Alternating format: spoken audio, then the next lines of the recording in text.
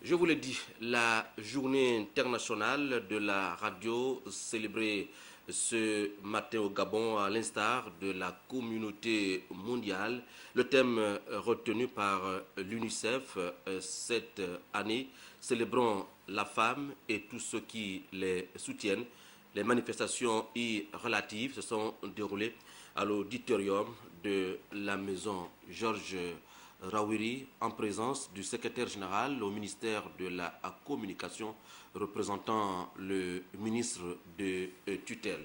Le premier temps fort, Vibriant Aseko, deuxième chaîne télévision. Jamais un sans deux, a-t-on coutume de dire. Célébrer l'année écoulée, la journée mondiale de la radio ne sera pas passée sous silence cette année encore. C'est en présence des autorités du ministère, de celles de l'UNESCO et des responsables des 40 chaînes de radio qu'a eu lieu la cérémonie d'ouverture des manifestations. 3 allocutions ont ponctué la journée, dont celle du représentant de l'UNESCO. Je cite, en cette journée mondiale de la radio, nous célébrons un média qui reste le favori des femmes et des hommes à travers le monde. La radio donne une voix aux sans-voix. Elle sauve des vies lors des catastrophes naturelles. Elle aide dans l'éducation des analphabètes. La radio est une force pour la liberté d'expression et le pluralisme. Elle est essentielle pour construire des sociétés du savoir inclusives et promouvoir le respect et la compréhension mutuelle entre les individus. La radio joue un rôle important pour promouvoir l'égalité des sexes et l'autonomisation des femmes. Les pionnières du début du XXe siècle, les reporters qui couvrent aujourd'hui les zones de conflit, les femmes ont toujours joué un rôle essentiel dans le développement de la radio. Journalistes. Célébrons la femme, c'est le thème choisi cette année par la communauté internationale pour rendre un hommage mérité au genre féminin, longtemps considéré comme sexe faible.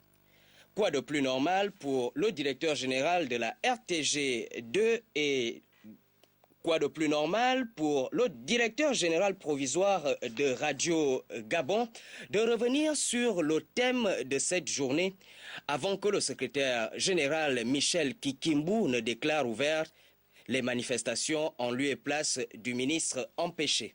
Au moment où la communauté internationale célèbre la journée mondiale de la radio sur le thème « Célébrons les femmes à la radio et tous ceux et toutes celles qui les soutiennent », l'honneur m'échoit de saluer ici l'engagement des plus hautes autorités, entre lesquelles le président de la République, chef de l'État, son Excellence Ali Bongo Ondimba, de faire de la radio un instrument au cœur du développement.